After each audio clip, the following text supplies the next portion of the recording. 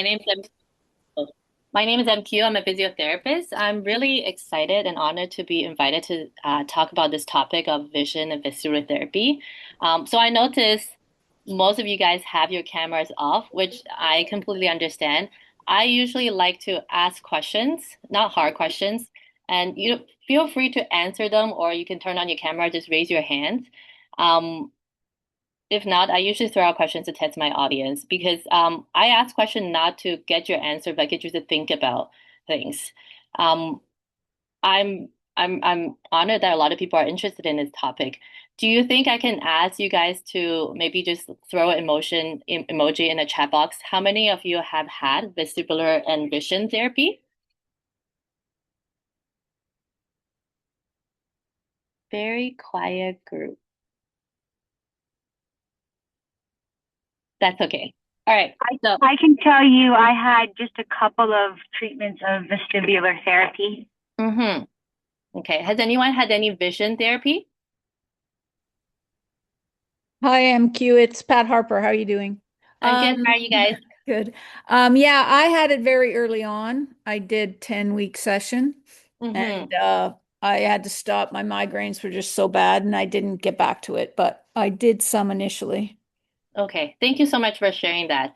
The reason I asked is I want to get an idea if people have experienced this, and I've had personal experience as both a client and a clinician, in terms of providing vision and vestibular therapy, also receiving vision and vestibular therapy.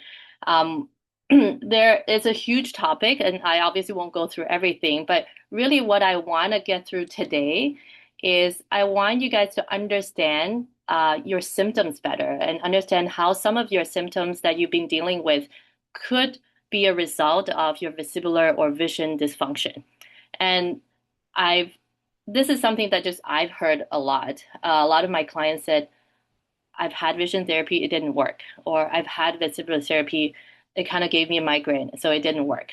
So I want to kind of go through why this may not have worked for you, but it may not be the reason for you to stop. It may be maybe you need a different approach or more personalized approach.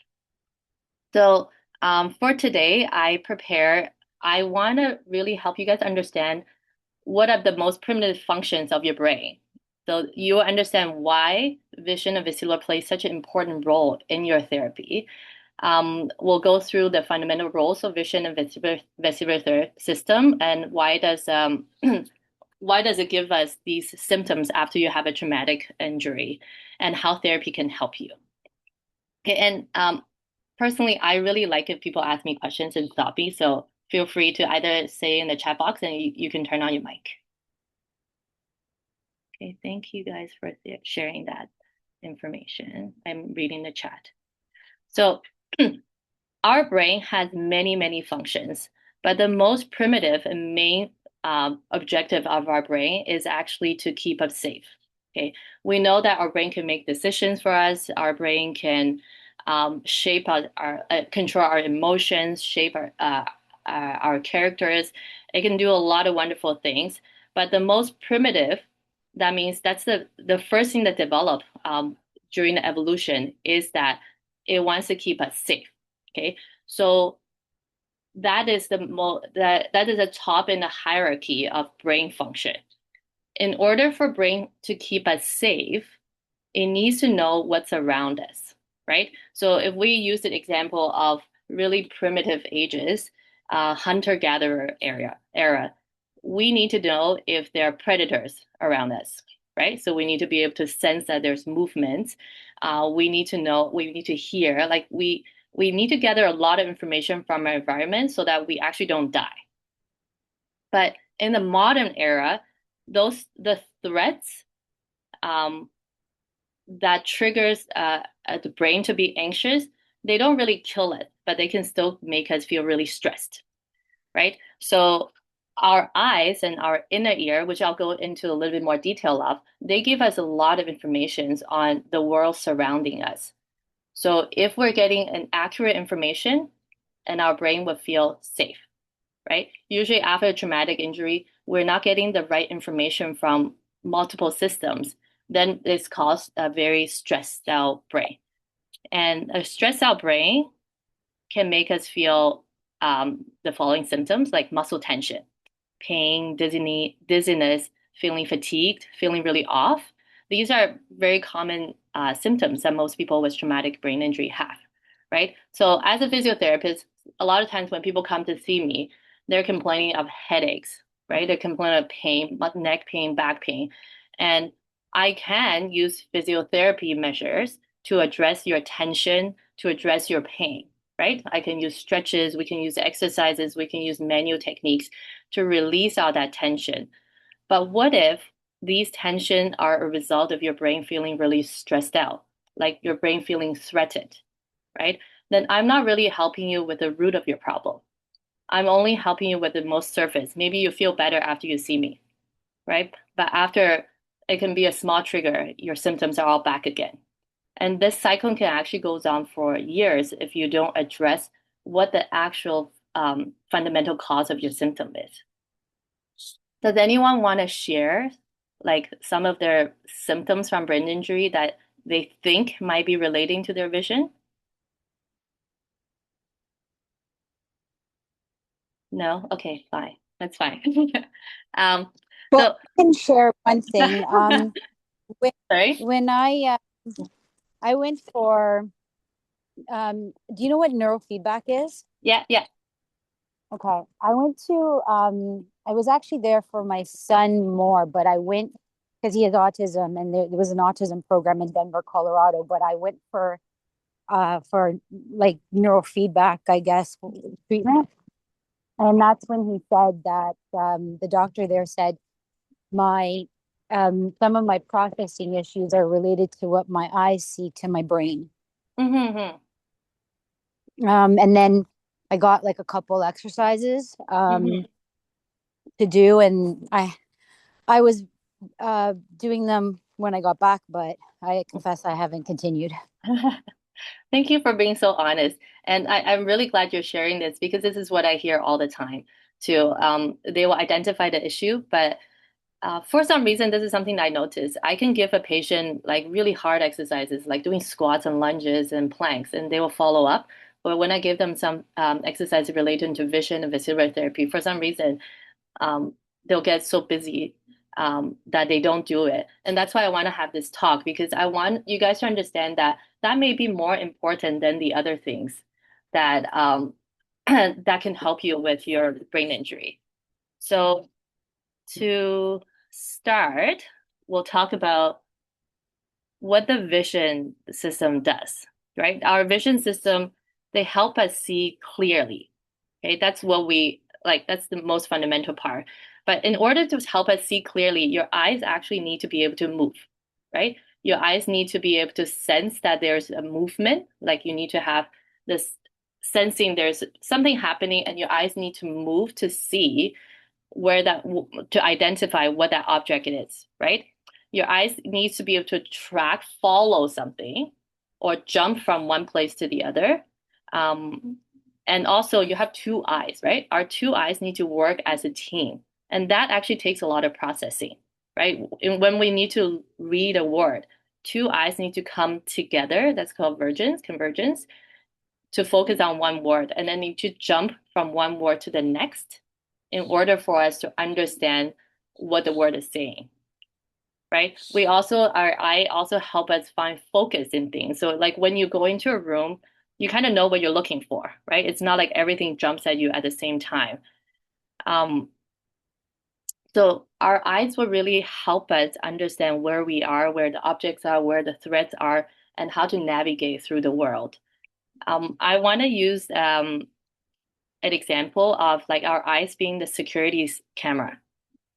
So if our brain's job is the security guard, right? It needs to keep us safe. So it needs to know how safe we are based on what the security camera is telling us because we can't just walk around the building all the time, right? So you can have multiple security cameras.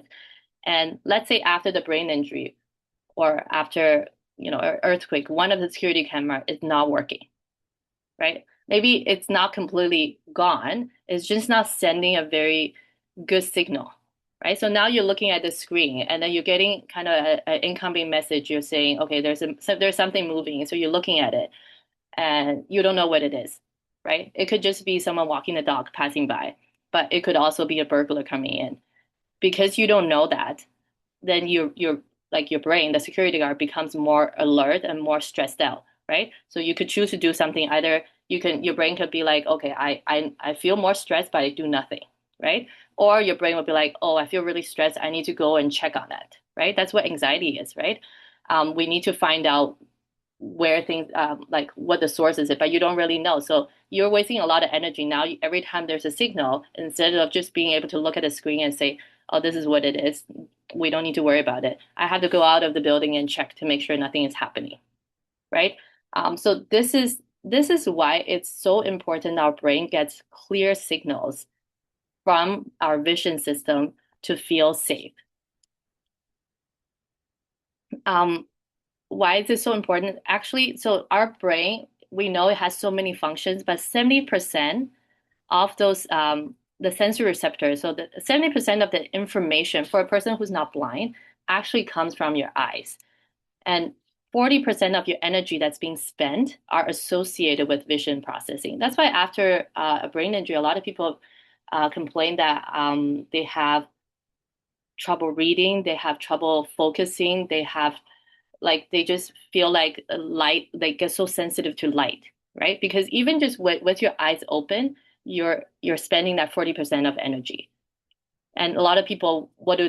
Like they just feel like, oh, I just want to be in a dark room. I want to close my eyes, right? That's what people want to do initially, because that's how you're going to save energy initially, because vision actually drains a lot of your energy. Um, Not only that, vision is not just for your ability to see, it also helps you guide your movement, right? We move differently when we see clearly versus when we cannot see clearly, right? If you ever like try to get up in the middle of the night, try to go to the washroom, you don't turn out the light.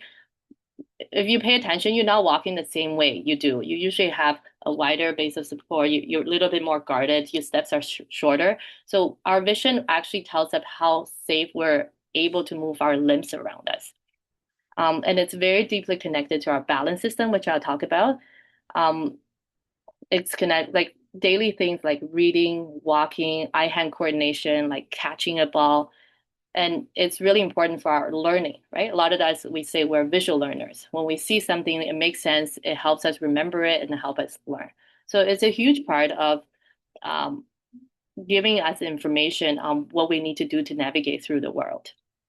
So how can the traumatic brain injury affect the visual system, right? Um, the eyes are actually the movement of your eyes, first of all, they're innervated by nerves coming out of your brainstem. So a lot of times, even things like a whiplash injury can affect the function of those nerves.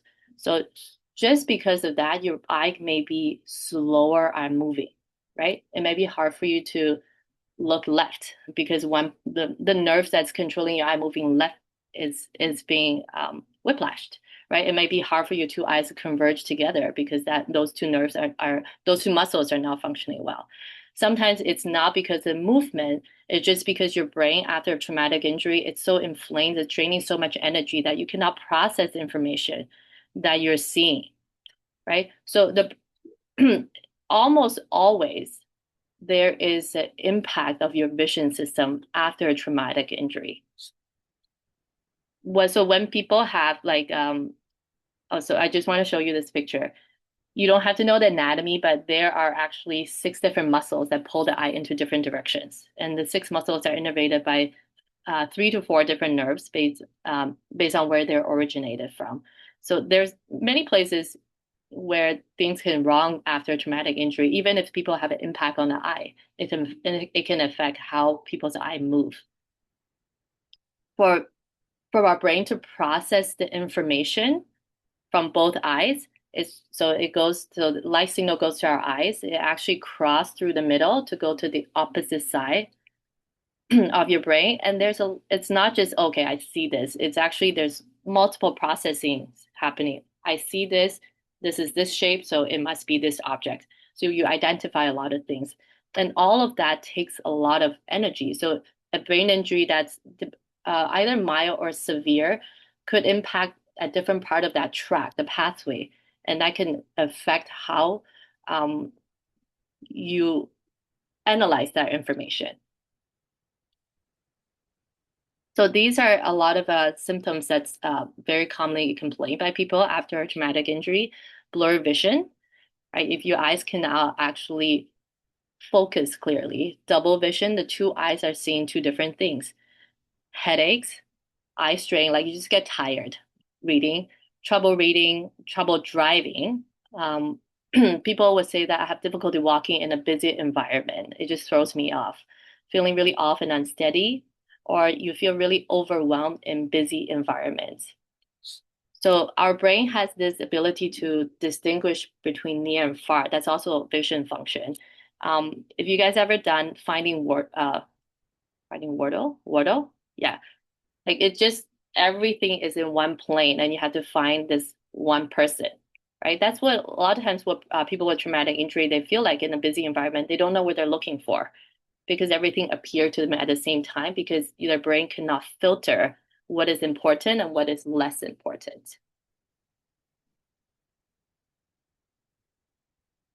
So when our eyes are not working well, when our security system is not sending our brain the right information, this is when our brain feels like we're under attack. That's a threat response that I was talking about. And I'm going to link it to your vestibular and all your other senses. These are the symptoms that almost everyone feels after a concussion or brain injury, right? They feel dizzy, nauseated. You can have anxiety. You can have fatigue and brain fog as a result, right? And if we identify that this is the reason, like your eyes are not giving you the right information, and that's the reason you're feeling the fatigue. That's the reason you're feeling dizziness. My treatment has to be focused on how do we address that, right? How do we address your vision issues so your brain can feel safe again? But a lot of us, when we feel fatigue and when we feel, let's say, brain fog, our solution is to do less, right?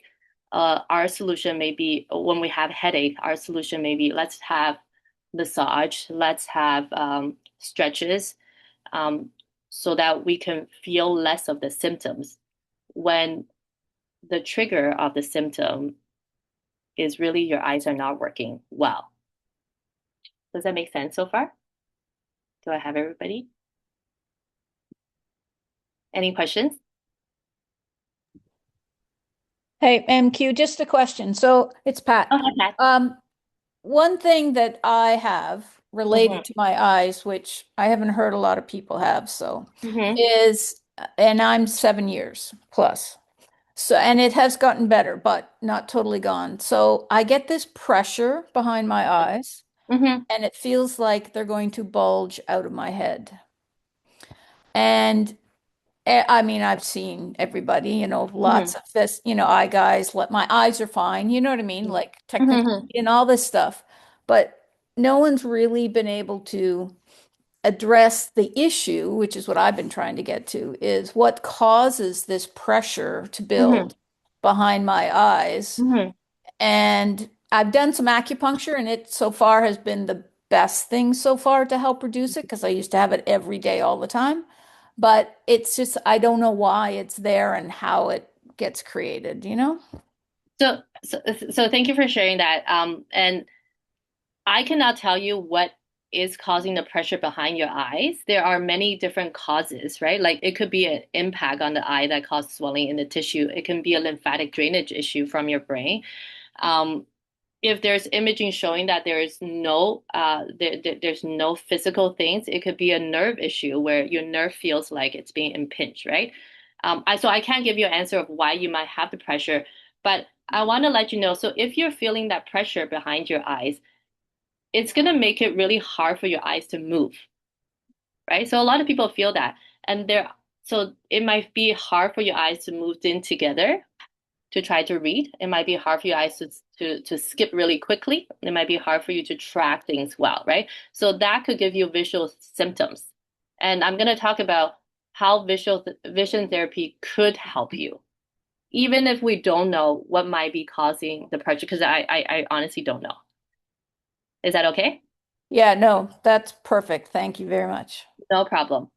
Um, so how can vision therapy work. Actually, before I go into that, I want to give you guys an example of one of the client I treated that was I thought was quite successful because I identified what was the trigger.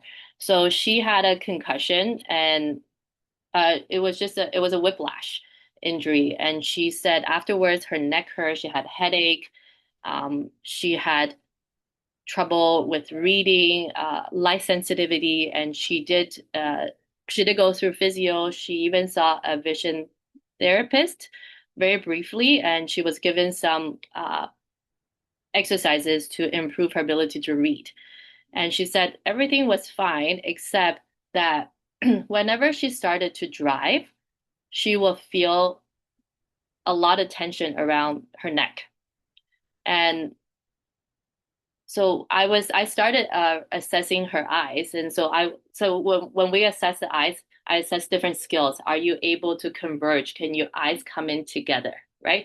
I assess, are you able to move your eyes side to side, following my fingers without moving your head? I assess, are you able to do saccades? Like, can you jump? Go from here to different corners. Can you perform those movements? Can you keep your eyes steady and then look at different things? Or can you keep your eyes steady as you move your head? Just examples of some of the skills. So I went through the whole assessment with her, and I found that she didn't have a lot of issue with convergence, which is the most common thing that people had. She was tracking things okay, but she had a lot of problem with eye skipping. So saccade is a function where you look at one thing and then your eye have to jump to something. So when I did a saccade of her looking at the top right corner, just that motion, I did that. I asked her to do it 3 times, and she said, I have the same neck pain that I had." And so I was like, so did it reproduce the thing that you're feeling when you're driving? Because when you're driving, if you're feeling symptoms, it could be a lot of things. It can be motion, it could be emotion, right? So she said, no, this is exactly what I was feeling. I feel a shooting pain in the back of my neck when I'm trying to do that. So I looked at the way she was doing the ice skip, and I realized she actually could not skip. So every time she was trying to skip at that corner, she had to tip her head. And that's actually when she had to check the rear mirror when she's driving, right? Like when you have to check the top right corner. Some people have to check the blind spot side to side, right? Those are saccade functions. So when we identified that, and I gave her very specific exercises to do like a shorter saccade distance, I asked her how she can stabilize her neck and stretch that part of the neck before she does the saccade motion, use neck stability exercises so her head doesn't move.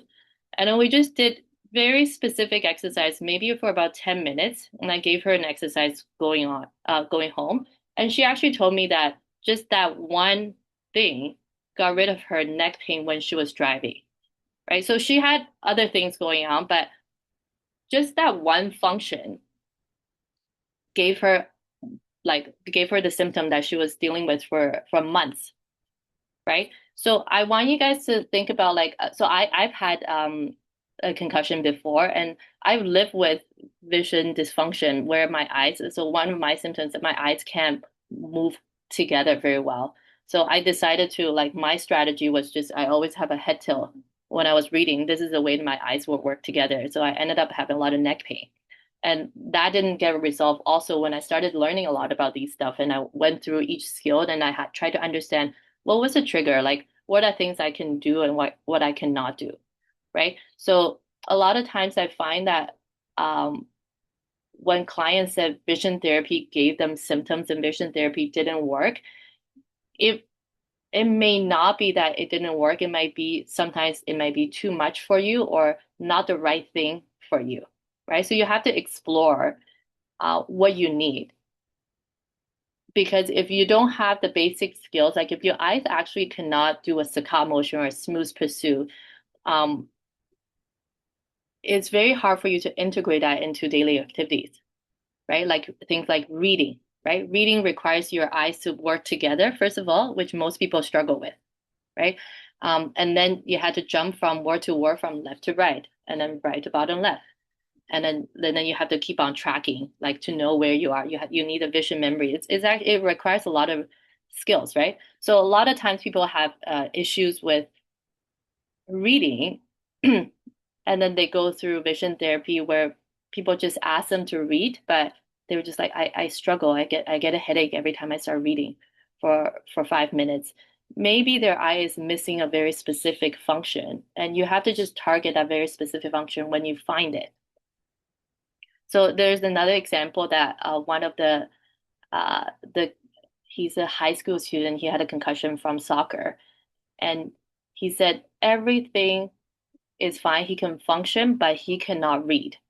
He cannot read for more than 5 minutes because after 5 minutes, he will get a headache and he feels like he had to close his eyes and he had to lie down. His family actually sent him to Florida for concussion assessment and treatment. And then they did vision therapy. They actually found out that his eye cannot catch right, right? So they did training specific for that. And he got better at the end. They actually show results that his eye can go right. But then after that, he said, I know I can go right, but I still cannot read. So at that point, at first it wasn't my focus because I'm a physiotherapy, like that's not like my primary scope to help him read. But I know he was really struggling, so I said, can I just look at the way you read? So I had him try to read something for me, and I realized he was reading very, very slowly. So it was draining him, like he had a lot of trouble reading. Even though his eye was able to jump, but then he was still going really slowly. So I remember one of the course I took, it's just about like how to integrate vision memory with saccades. So I said, all I want you to do is have a ruler. So to block the line that you're not reading. So you use your finger. It's kind of how we taught younger kids to read. So you use your finger to help you identify where the words are. And just with that, his reading speed immediately it increased by 500%. And so he was like, oh, now I all of a sudden can read. So what he was missing was his saccade got better, but his ability to kind of uh, focus on one thing is disturbed. Sorry, I see some hands raised. Do you have a question, Jenny? No, I wanted to tell you that when you said about reading and stuff like that, for me, visually, when I read, like let's say I have to print out a lot of things because for me, I have to take a blank piece of paper and sometimes two and block everything but the line I'm reading. Mm-hmm. So that is a vision skill, right? So thank you so much for sharing. So like people don't realize that it's just like any skill, that's something that you might need to relearn after that skill has been disrupted by the brain injury, right? So what I wanted to say is vision therapy is not just a bunch of eye exercises, right? It's how you integrate that eye exercises to help you improve function. Reading is one of the biggest things that people complain of after they have a traumatic injury. Like it's just so hard to read. My eyes get so tired when I'm reading. So there can be many different causes why you cannot read. So like yes, Kelly. Hi, so I have an acoustic neuroma on my right side, which was Mm-hmm. radiotherapy for last year. Mm-hmm. And obviously that nerve of my vestibular nerve was Mm-hmm. damaged. I really have issues with any screen time. I'm just Mm-hmm. wondering if there's a correlation between balance and vision and screen time, because I now obviously can't drive. I've also got Mm-hmm. a meningioma on the other side, which I'm seeing my oncologist for next week. But my balance is really off. And so I went to the optician last week actually as well, to get a new script because my eyes actually improved after radiotherapy, which was quite interesting. And now they've got even worse. But I'm just wondering whether the computer is a bad thing for vision or not. And do you mind hold on to your question for a bit? Because I'll move into vestibular Yes, therapy in no a few problem at minutes, all. but I remember your question. Thank you. No problem. Thanks. So I really like that you asked me, is computer bad for you, right? So A lot of people ask me after a concussion, is reading bad for you? Is screen time bad for you? Um, whether it's bad, good or bad for you, we kind of live in a world that we need to do this, right? This is a conversation I have with a lot of my clients who are not how do I put it? Maybe not sold on the idea to fix their vision or to address their visual disorders, right? So if we do the assessment, we check your eye movements, and I identify you're not good at doing this, right? You have a few options. So I say if I already told you your eye cannot move left to right with your head being still, right? You always had to turn, right? That will go into your vestibular system. Sometimes we need our head to be still too, right? To see clearly. So if I identify, for example, your eyes cannot move quickly to the right to find a word. And because of that, you of course will have trouble with reading, right? So your options are do nothing. So you will continue to have trouble reading. Number two is you can avoid all screen time, right? You can avoid reading altogether. So maybe you'll be less triggered, right? Or is you try to find a way to improve that skill. And because I don't know your injury, I can tell you that I'm not saying that vision therapy is going to restore the 100% based on your injury. Sometimes with certain dysfunctions, you can have full function back. Sometimes maybe not, right? Maybe if your nerve is completely damaged, you're not going to get full function, right? So I cannot say that it's going to help 100% for sure. But if we identify the problem and I can offer there's a way that you can get better, right? For me, it makes sense that we put in the effort to to improve that skill, right? Because I don't think we can avoid screen time forever, right? I don't think we can avoid reading forever. And most of you who's had a traumatic injury for more than 6 months probably know that it's not getting better on its own, right? There are spontaneous recovery that happen after a traumatic injury where things can improve without you doing anything. But sometimes things just don't, and we just got better at compensating, right? Does that make sense? Yes, So 100%. 100% it makes sense. I mean, I was doing so well with my after radiotherapy last year up until a month ago. I just have this theory that my brain has to compensate. I just have to keep pushing forward, even though my balance is, it's like a wake up drunk in the morning. And but I just keep pushing forward, and eventually my brain balances out. But now the other meningioma now is giving me terrific amounts of pain in my face, in my jawline, into my neck. So yeah, yeah. that's in the cerebellum. So that's quite interesting. I keep pushing again as well, hoping that the same thing is going to happen. But Thank thank you. you for sharing that. Thank you for sharing that. So you mentioned so sometimes we do have to compensate, right? Sometimes what we do is about making us better at the skill so we don't have to compensate, but sometimes there are injuries that happen, like in your case where the nerve has been damaged and we can rely less on that nerve, so we have to use a different function to compensate better. So I don't know if anyone has like done any vision therapy. I just want to give an example of a vision therapy exercise. A vision, like let's say we have trouble bringing our eyes together. So I will have someone look at their finger. It's called pencil give push up. So I will have them look at the tip of the finger and then have them slowly move that finger close to their nose. If you guys can see my screen, my eyes are going cross, right? That's convergence. It's supposed to go cross. So that's my assessment too. I need to see if both eyes are going in at the same time, or is one eye going faster, or is one eye just not going at all, right? And if you have trouble, my exercise for you might be you have to cover one eye and train that one eye on its own before you bring two eyes together, right? Or it can be your eyes can do it. The distance is very little. Okay. And this exercise, I can't tell you how many times I would do this and people will be like, I'm getting a headache. Like I'm feeling dizzy. I don't like this exercise. It doesn't make me feel good. I get that a lot. And depends on what stage of your rehab you're at, I'll give you different advices, right? If you just had a concussion and I did this assessment, identify, oh, you really don't like this. Your concussion just happened. I probably wouldn't give this as an exercise for you, right? Because it's very triggering.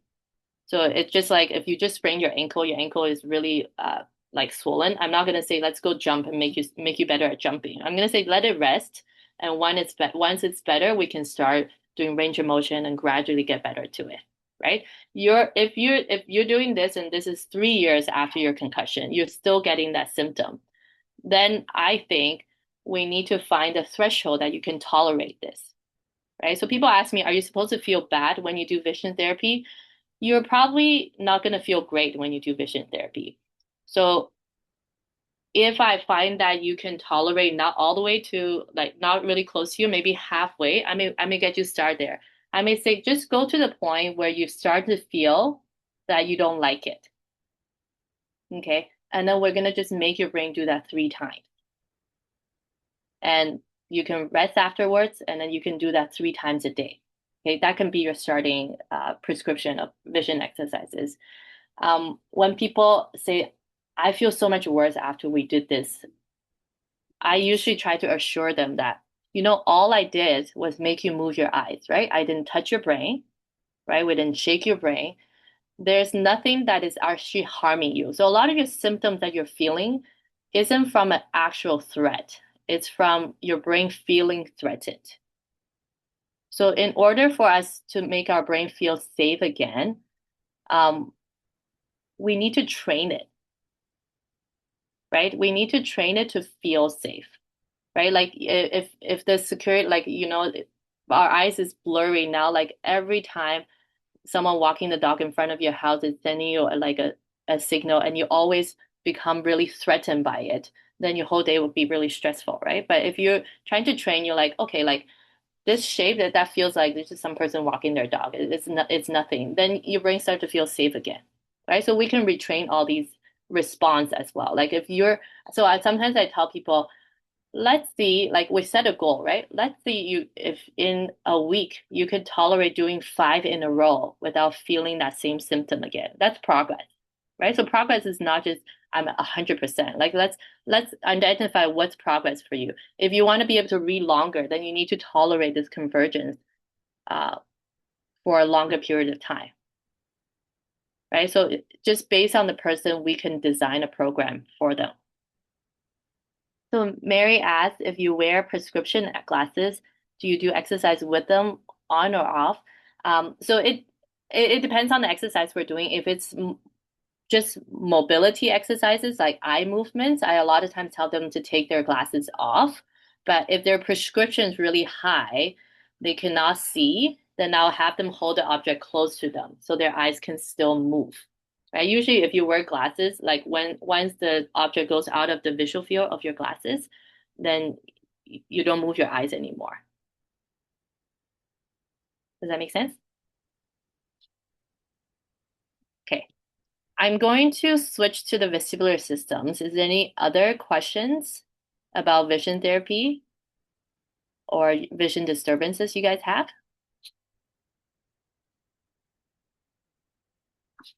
Okay.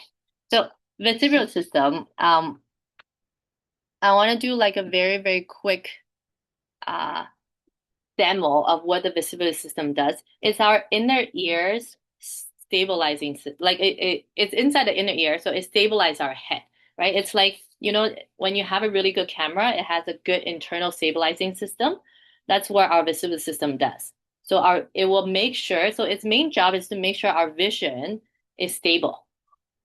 Okay, that's actually the main job. The second job is it will sense that we're moving in different spaces, and will tell our body to know it will tell our body if we're falling or not. Right? So these are the main function of this system. This is what it looks like inside the inner ear. We have one on each side, and the actual size is probably it's smaller than the tip of your pinky. So it has 3 canals that has fluid inside, and it has a chamber that has crystals inside. Okay. All I want you guys to know that is it's the system that help you sense, like if you're tipping forward, the fluid will move and it will send a signal say, I'm moving forward, right? If you're moving up and down, the crystals will say, I'm moving up and down, right? It sends that signal to your brain. And then when you're turning one way or the other, your brain will get a signal. You're turning left, you're turning right, without actually having to see that you're turning left or right. So that's what the vestibular system does for our body's balance. So if we had a concussion or brain injury, a lot of times that impact can cause injury to the apparatus itself or the nerve that's innervating these apparatus, or the brain area that's trying to process the information from the apparatus. Then we can get vestibular type symptoms, right? The most common one that we hear is like, I just feel dizzy, right? I feel dizzy. You can have more severe symptoms like vertigo, where you feel like the room just keep on spinning, right? That may be because some of the crystals from this is dislodged into this semicircular canal. So that when you're moving, the canal, the water moves and then the crystal moves. So even though your head has stopped, those crystals keep on moving to send a signal to say, you're spinning, you're spinning, you're spinning, right? So that's what vertigo is. When you feel dizzy, it's because the signal from this movement and your eyes are telling your brain two different things, right? Usually if I turn my head left, I need to look at something, my eyes say I'm looking at the left thing, but this is not working. So now my brain says, my eye says it's going left, but my ear's now telling me I'm turning left. Maybe I also have neck pain, so my neck is also not telling me I'm going left. So the signals don't match. It's called a sensory mismatch. Then I should feel threatened because something is wrong, right? The signals are not matching. So I will send a threatening signal, which is calling either headache, brain fog, dizziness, feeling unsteady, because our brain wants to keep us safe, right? So if we have this mismatch, our brain's probably saying, I don't want to move anymore. So it will tell you these symptoms so people don't move, right? But that's a very primitive function. If we identify, okay, I'm feeling off because this is not giving me the right signal, then I can figure out, are there exercises I can do to recalibrate the signal, right? Maybe there's no exercise that can calibrate because maybe that nerve is completely gone. So I see that a lot in people after radiotherapy where one of the nerve is just not functioning. Then we need to compensate. Then we need to habituate and we need to teach your brain, okay, when I turn left, this is what it feels like for my neck and my eyes, even though my inner ear is not giving me the right signal.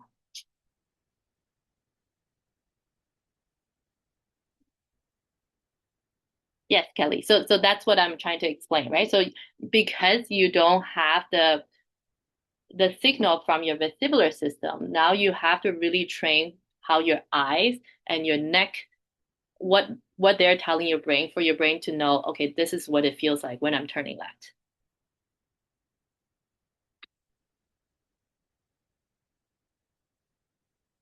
Okay, so one of the most important function of the vestibular system was to stabilize our vision, right? So it's like if you look at my eyes right now, I can turn my head to multiple directions, but I have the ability to keep looking at you. If I had to read, and I do have to read like this, I don't like it, but I can do it. But when someone have a vestibular system that's dysfunctional, they cannot. So when they turn their head, their eye will jump, right? So if you have a vestibular dysfunction, even if you have a weak neck and you're trying to read, you'll have a lot of trouble because you cannot stabilize your head now. And then every time your eye moves, your head will want to move with you. So then it's kind of like if you've ever taken, like, if you had a really bad camera and you're running and taking a video. So all the footage that you're getting is something shaky, right? That makes you want to throw up, right? Like that makes you feel uncomfortable because you're not seeing the pictures clearly. Again, your brain feels really threatened. So what vestibular therapy does is, one, either we could identify that, okay, is this something that we can get better? right? So say someone just says, I would test them moving their head in multiple directions and then say, can you actually keep your eyes? I would tell you most people, a lot of people with traumatic injury, they cannot. Okay, they cannot do it in either direction, or someone can just have a very specific direction that they cannot stabilize it. So we can do exercises to help it. You can say, let's focus on this object. Let's turn your head really slowly, but keep your eye on that, right? And then as you get better, we gradually increase that speed. Maybe you're someone who don't have that function of the vestibular system anymore. Then we need to habituate you. Then we actually need you to say, when my head turns left, I have to send a signal to my eye to go the opposite direction. And that's also retrainable, right? There are multiple different ways of doing vestibular therapy as well.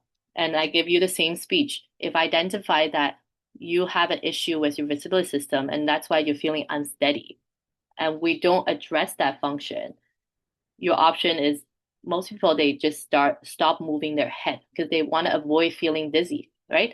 But if you stop moving your head, then you start building tension throughout your whole body. So you're coming to like I've seen a lot of people they come to me not because they say they have vestibular symptom issues. They just come to me because they think that neck is really really stiff, right? And then I assess their neck. Yes, it's really stiff. I assess their vestibular system. Oh, when I do this, I feel really off. So I avoid doing that. So that means you're not turning your neck to the left for probably a few months because you're avoiding that sensation of feeling dizzy, right? Even if I stretch you and massage you, you're not going to want to turn left because that makes you uncomfortable, right? So we have to gradually build exercises to help you improve that tolerance and teach your brain how to integrate that signal again. So I'm just going to wrap up the summaries that obviously I can't tell you everything about vestibular and vision system, and I don't know everything about it too. Every time I treat a client, I learn more about how different dysfunctions can impact their life. But what I want you guys to learn is your brain needs good signal from your eyes, your inner ear, and also your body senses like smell, hearing, all those senses for it to feel safe, right? A lot of your symptoms that you're feeling right now could be because you have a brain that's not feeling safe. So we have to try to identify what those triggers are. And when you have those triggers, if you have acute brain injury, we can avoid those triggers, right? But we cannot avoid them forever. So we have to have a strategy to better handle them at whatever stage that you are at, right? And when you the next time if you're thinking about, oh, I need to start vision and vestibular therapy, I want you to think that it is not something that will make you feel better right away. It really needs a lot of patience. It needs dedication, and but you will see results if you set a very specific goal for yourself, right? Like if I find that if I just give people an eye exercises and I say go home do your um, 3 times a day for 2 weeks, most people don't like they don't do it. But if I say the next time I see you, I really want to see that you are able to tolerate this movement for this amount of repetitions. I find that when people have a goal, they tend to tolerate it better. And it's I always feel like it's my job to educate the patient to make them understand why it's so important to do these exercises if you do want to feel better. And that's the main points I want to get through from my presentation. Do you guys have any more questions?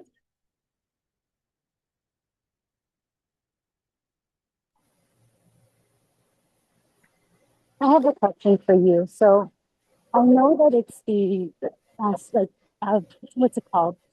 The pupil, like that muscle of the pupil. Mhm. That's my muscle that is not what do you call responding properly. Light. Yeah, so and like is there like